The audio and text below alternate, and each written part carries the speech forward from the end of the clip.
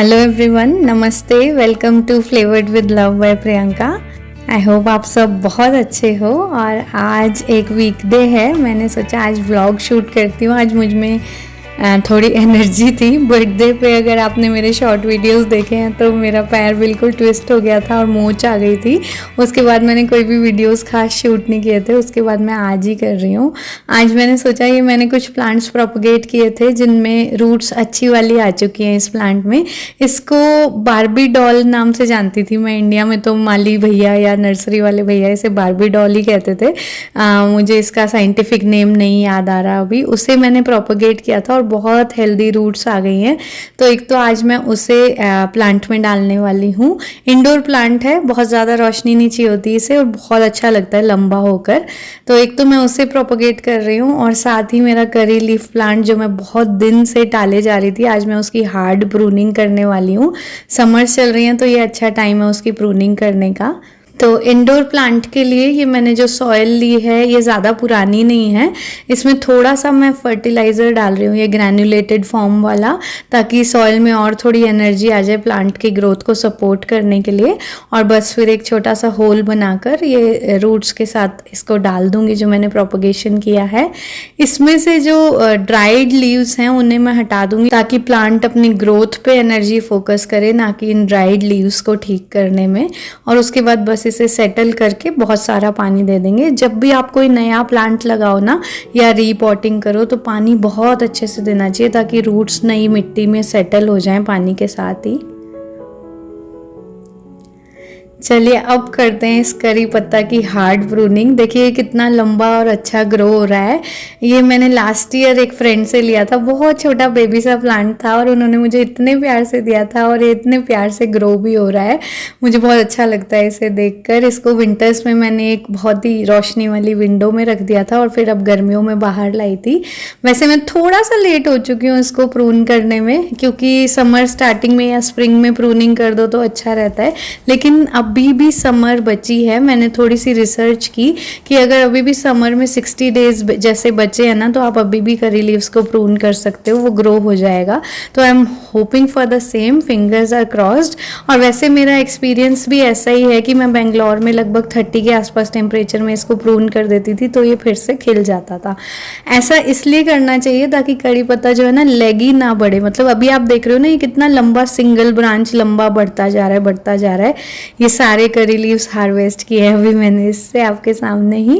तो ये लंबा ना बढ़े, बल्कि जब आप इसको प्रून कर दोगे ना तो ये ब्रांचेस में बढ़ेगा और अच्छा बढ़ेगा। इसकी जो नीचे से ग्रोथ आ रही थी उसे मैंने बिल्कुल नहीं छेड़ा है और जो लंबी वाली जो एक ही ब्रांच बढ़ रही थी उसे मैंने छेड़ा है। थोड़ी सी नई सॉइल डाल रही हूँ और रीपॉट कर रही हूँ एक बड़े पॉट में, क्योंकि इसकी रूट्स भी ना प्लांट पॉट इनफ सैचुरेट हो जाता है, उसको रूट्स को डेवलप होने की जगह नहीं मिलती। इसलिए छोटे पॉट से बड़े पॉट में रीपॉट करना भी ज़रूरी होता है पौधों को। ये देखिए इसकी रूट्स ना पूरे में आ गई थी इस पॉट के। ये आपको दिख रहा है ना, ये पूरा रूट का स्ट्रक्चर है। इनको थोड़ा सा मैं ईज आउट कर रही हूँ ऐसे ही हल्के हाथ से, बिल्कुल ज़्यादा ज़ोर से नहीं। और उसके बाद नई मिट्टी में इसे डाल दिया। थोड़ी सी नई मिट्टी ली है ताकि प्लांट को और ग्रोथ के लिए न्यूट्रिएंट्स मिल पाए। और साथ ही नीचे जो मिट्टी ली थी उसमें मैंने 1 चम्मच ग्रैन्युलेटेड फर्टिलाइज़र भी डाल दिया था। ऊपर मैं कोई फर्टिलाइज़र अभी नहीं डाल रही हूँ बिकॉज इस प्लांट को ना अभी थोड़ी सी स्ट्रेंथ ज़्यादा चाहिए और कभी कभी एक्स्ट्रा फर्टिलाइज़र डालने से पौधे के पत्ते भी जलने लग जाते हैं। And again the same rule, फिर से बहुत सारा पानी दे रही हूँ ताकि रूट्स सेटल हो पाए। और जो लंबी सी स्टेम हमने काटी है ना, चलिए उससे प्रोपगेट करते हैं करी लीफ। इसे एक बार मैंने इंडिया में किया था और वो सक्सेसफुल था, तो मैंने सोचा आज भी मैं इस स्टेम को वेस्ट नहीं करती हूँ और इस लंबी स्टेम से मैं 4 पौधे बनाने वाली हूँ। जो सबसे ऊपर की है ना उसे मैंने पत्तों के साथ ही रख लिया है। तो प्रोपगेट करने के लिए करी लीफ को इसको 45 डिग्री के एंगल पे काटना है। 2 ही बातों का ध्यान रखना है, एक तो 45 डिग्री के एंगल पे काटना है और एक ये ध्यान रखना है कि जो पोर्शन नीचे था ना वर्टिकली उसको नीचे ही रखना है, मतलब उल्टा ना लगा दो आप मिट्टी में, तो वो थोड़ा सा केयर करने की ज़रूरत है। और बाकी उसके बाद इसको पार्शियल शेड में रखना, मतलब लाइट इनफ आनी चाहिए लेकिन डायरेक्ट सनलाइट नहीं आनी चाहिए। और थोड़े 10-15 दिनों में ये थोड़ा आपको इसमें नई ग्रोथ दिखने लग जाएगी। जाएगी, पता चल जाएगा कि प्रोपगेशन सक्सेसफुल हुआ है या नहीं। बाकी वही मैं थोड़ी थोड़ी मिट्टी ले रही हूँ। ये मेरी जो मिट्टी है ना, ये थोड़ी पुरानी है, इसको रिचार्ज करने के लिए मैंने ऐसे ही रखा हुआ था बाहर, बारिश का पानी वानी भी आया इसमें, और अब थोड़ा थोड़ा फर्टिलाइज़र डाल के रख रही हूँ। ये जो सबसे ऊपर का स्टेम का पार्ट था, इसमें लीव्स रखी हैं ताकि ये अपना खाना बना पाए, और सबसे जल्दी शायद आई एम होपिंग कि यही प्रोपगेट होगा। तो करी लीव्स की प्रोपगेशन और हार्ड प्रूनिंग हो चुकी है, और अब मैं इन्हें रख रही हूँ इधर। ये एंट्री गेट का जो एरिया है, इधर एंट्री वे है, इधर डायरेक्ट सनलाइट नहीं आती, पर थोड़ी थोड़ी रोशनी पूरा दिन रहती है, रात के 9 बजे तक अच्छी रोशनी रहती है इधर। चलिए अब थोड़ा सा फ्लावर गार्डन को भी निहार लेते हैं।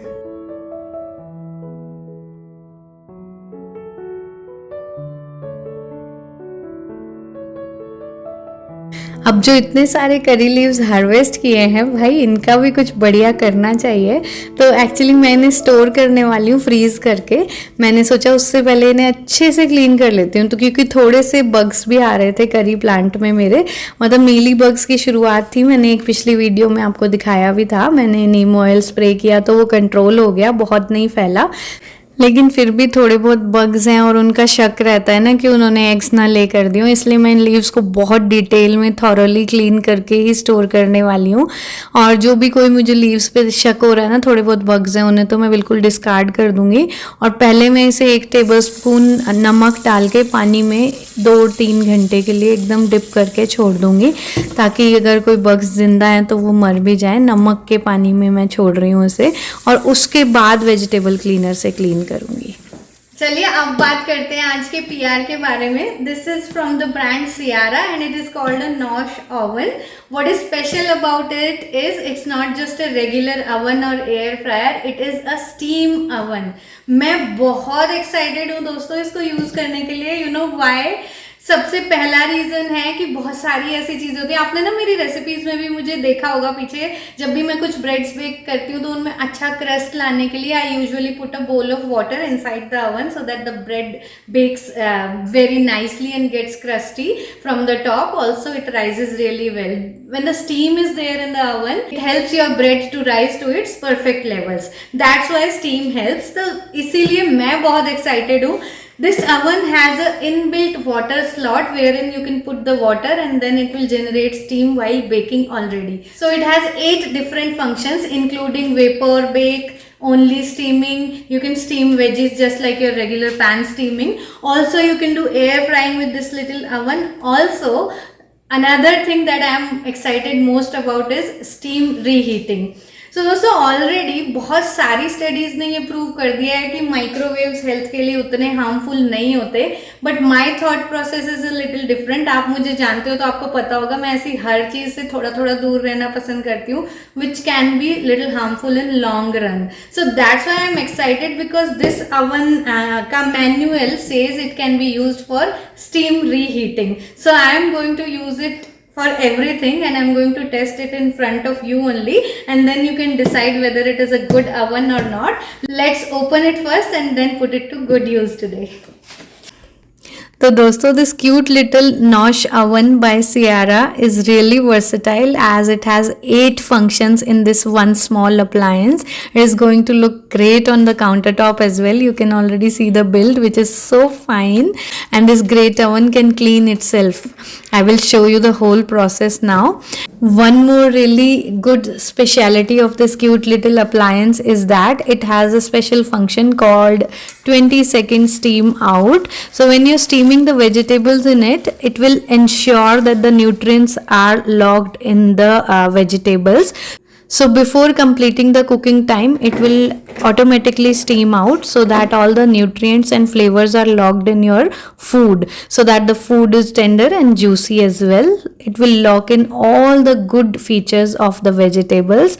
So this product is launching and they have a early bird access discount specially for my audience, and you can get this oven for just $189 through my code. The link and the code is mentioned in the description as well for your reference. There's a water tank below the baking unit. ये water tank इस तरह से खुलता है और इसमें हम पानी भर सकते हैं and then it will generate steam while baking or cooking. So the water tank capacity is 1 liter. It is not that small, so you won't need to fill it again and again. The manual is quite comprehensive. Everything is mentioned in detail. All the functions, timings and everything you can read from here. And there's one good thing mentioned in this manual, that before first use, to get rid of the new smell, we can use a special function. So I am just following the 2 steps mentioned in the first time cleaning in this manual booklet. So yes, this cute little appliance is very functional as it is capable of cleaning itself.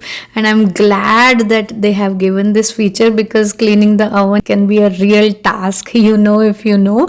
तो जैसे ही मैंने steam function on किया ना, steam cleaning, with in 1 or 2 minutes इतना steam generate हो गया था and मैं इसको देख देख के बहुत खुश हो रही थी.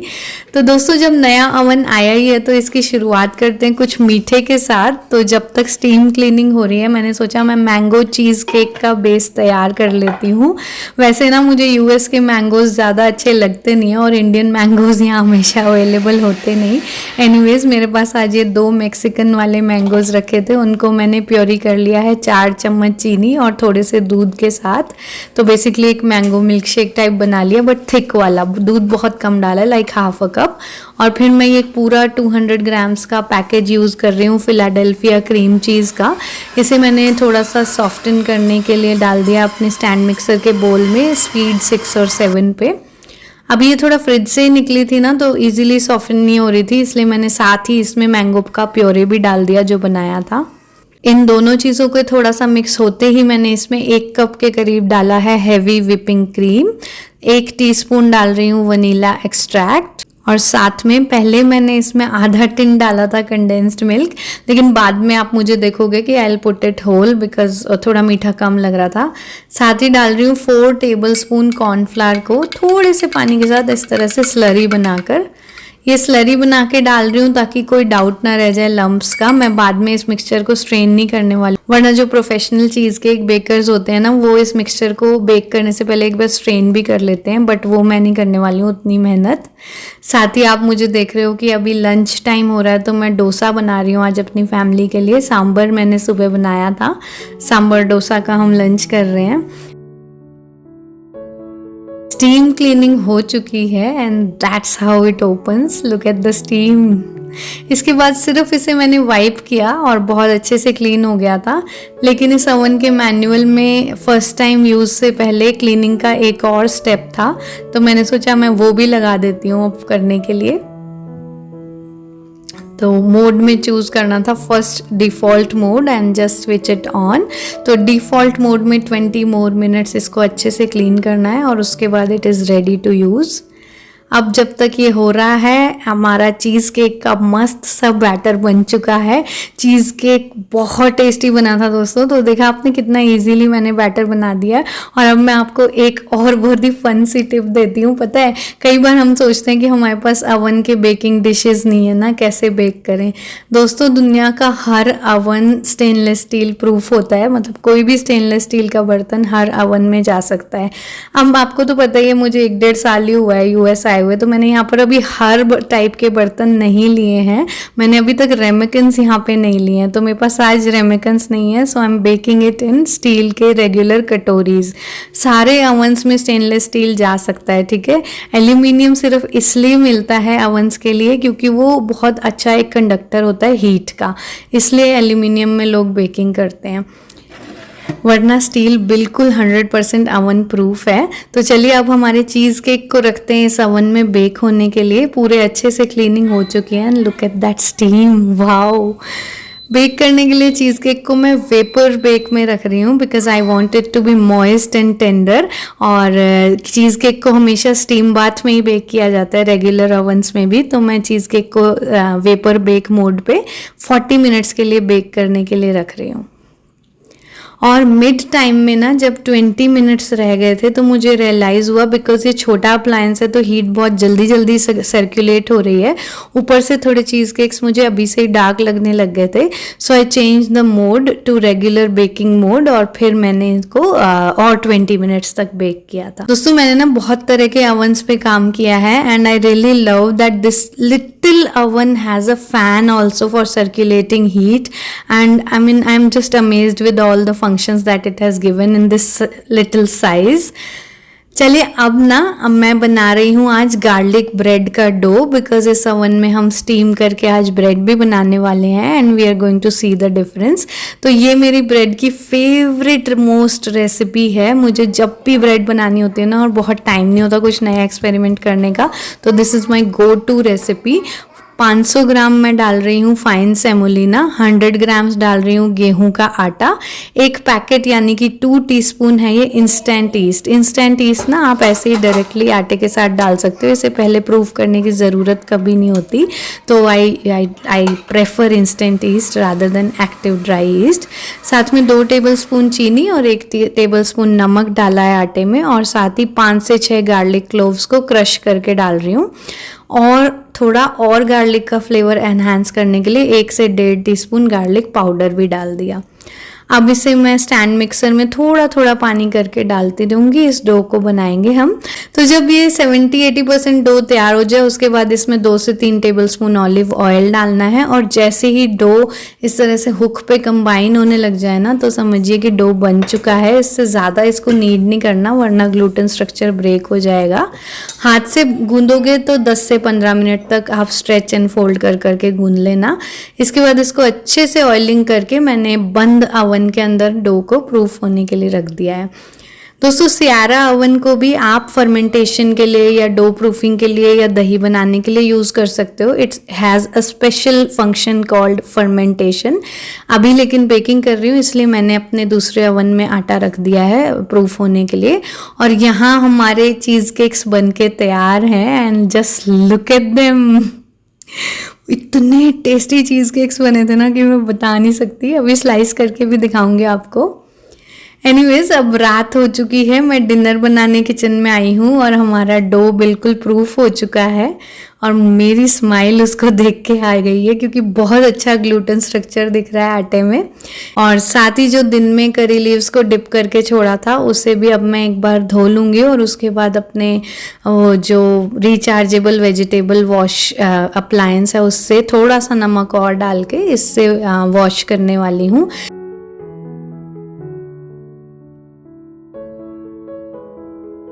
और चलिए अब बढ़ते हैं अपनी ब्रेड की तरफ, और मेरी स्माइल तो भाई रोके नहीं रुक रही है बिकॉज मुझे ब्रेड बेकिंग ट्रू जॉय देता है। I feel really happy while baking breads. मैंने अपने वर्कटॉप पे थोड़ा सा फ्लावर डस्ट किया है, और गार्लिक ब्रेड बनाते हुए ना अगर आपके पास मक्के का आटा हो तो वो बिल्कुल डोमिनोज जैसा फ्लेवर देती है फिर, लेकिन आज मेरे पास घर में मक्के का आटा नहीं है तो मैं रेगुलर गेहूं का आटा डाल के ही इसको डस्ट कर रही हूँ। और सारे डो को मैंने पहले तो 2 बड़े पोर्शन में इक्वल डिवाइड कर लिया, उसके बाद एक आधा पोर्शन लेकर उससे एक लॉग का शेप बनाया है, फिर ये टूल लेकर मैं इसको इक्वल पोर्शंस में डिवाइड कर रही हूँ। तो बेसिकली ये हेल्प करेगा, बाद में मेजर नहीं करने पड़ेंगे। लगभग एक जैसे साइज के मैंने डो बॉल्स अलग कर लिए हैं क्योंकि मैं बनाने वाली हूँ गार्लिक रोल्स इनसे। तो इस लॉग को बनाकर बस थोड़ा जल्दी काम हो जाता है, वरना आप पुल करके ऐसे रोटी की तरह जैसे लेते हैं ना वैसे आटा लेके भी कर सकते हो। ये टूल मैंने लिया था डॉलर ट्री से, बस $1 का, मुझे बहुत पसंद है, बहुत ही वर्सेटाइल है।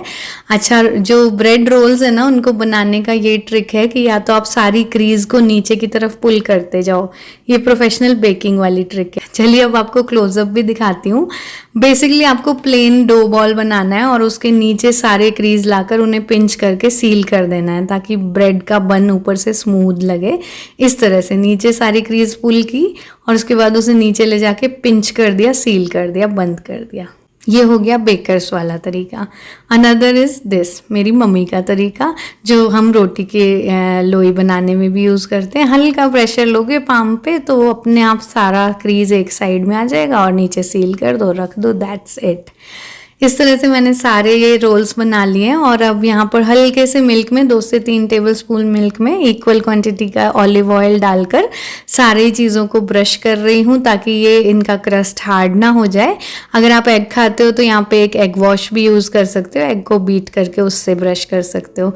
अब इसे हम ढक के रख देंगे सेकेंड प्रूफिंग के लिए 20 मिनट तक के लिए, थोड़ी सी गर्म जगह पर।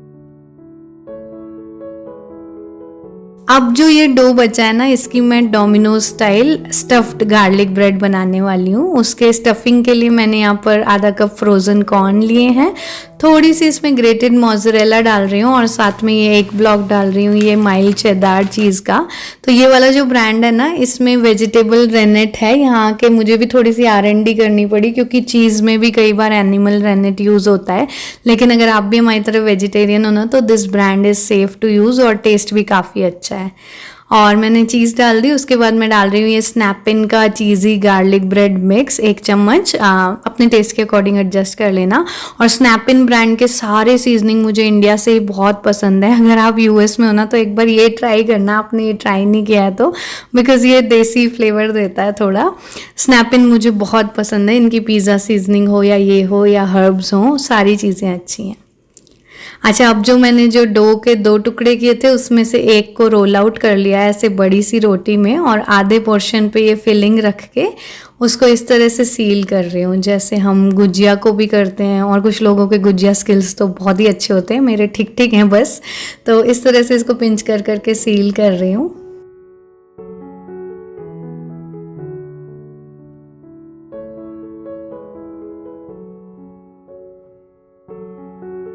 और अब इसे केयरफुली बेकिंग शीट पे ट्रांसफ़र कर देंगे और उसके बाद लगाएंगे चाकू से कट के मार्क्स, जस्ट लाइक डोमिनोज। एकदम कट थ्रू नहीं करना है, बस मार्क्स लगाने हैं ताकि बाद में स्लाइस करना आसान रहे। और इसके बाद अगेन सेम मिल्क और ऑलिव ऑयल का जो मिक्सचर है उससे इसको भी ब्रश कर देंगे अच्छे से और फिर से एकदम डोमिनोज वाले स्टाइल में डाल देंगे उसके ऊपर वही वाली सीजनिंग चीज़ी गार्लिक ब्रेड वाली। अदरवाइज ना आप इस पर चिली फ्लेक्स भी डाल सकते हो, ऑरिगेनो भी डाल सकते हो, जो आपका मन हो। बट ये स्नैपिन वाली काफ़ी टेस्टी ब्लेंड है तो यही मैं यूज़ करती हूँ। अब इसे भी प्रूफिंग के लिए रख देंगे और इसी बीच हमारे फर्स्ट वाले जो हैं ये ऑलमोस्ट डबल हो चुके हैं साइज़ में, तो इन रोल्स को हम बेक करने रख देते हैं। छोटे अप्लायंसेस का another benefit is that you do not need to preheat them. Isn't that wonderful? फटाफट whenever you decide to bake, just go quickly open it and put your stuff and bake. So again I'm going to use vapor bake function for these buns also. मैंने water tank को एक बार फिर से fill कर दिया था because दिन में more than an hour ये यूज़ हुआ था, फिर भी इसमें थोड़ा पानी बचा था। तो capacity of water tank is really good, लेकिन फिर भी मैंने अभी फिल कर दिया इसको। And look at that moisture दोस्तों, ये जो बंस पे आप मॉइस्चर देख रहे हो ना, इसी की वजह से ये बहुत अच्छे और क्रस्टी बनने वाले हैं। So do you see how beautifully they are rising?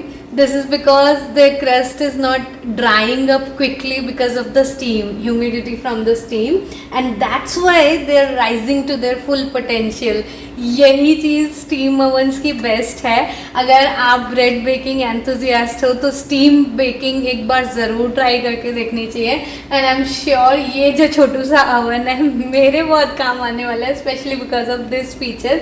I am really loving it already even before seeing the complete results. Fingers crossed, I believe ये जितने अच्छे लग रहे हैं उतने ही अच्छे आने वाले हैं बाहर। मेरी खुशी तो आपको नज़र आ ही रही है।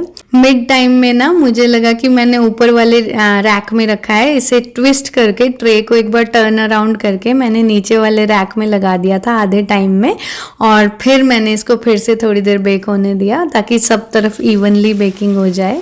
और करी लीव्स भी अच्छे से वॉश हो चुके हैं अप्लायंस के साथ भी, और अब मैं इन्हें एक बार जनरली नॉर्मल वाटर से अच्छे से वॉश कर दूंगी। उसके बाद ओवरनाइट ड्राई करके फिर फ्रीज करने वाली हूँ जिपलॉक बैग्स में।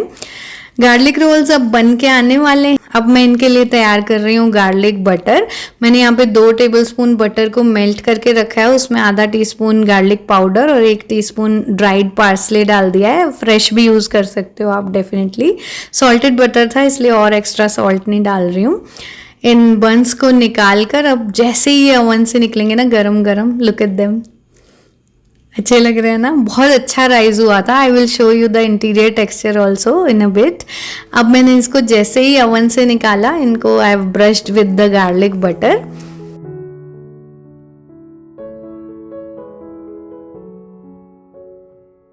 और अब टेस्ट करते हैं another function of this appliance which is air fry. So I thought of baking this bread in air fry mode. इसको एयर फ्राई मोड पे रख रही हूँ 15 मिनट के लिए eight 350 degree Fahrenheit. Air fry करते हुए इसने मुझे टर्न करने की वार्निंग तो दी थी, but because it's a garlic bread so I did not want to turn it. But last के 5 मिनट रह गए थे तो मैंने इसे चेक किया एंड नीचे से बेक नहीं हुई थी as in all air fryers, तो मैंने लास्ट के 5 मिनट इसे बेक फंक्शन पे रखा है। Otherwise you could simply turn it upside down and then continue to air fry.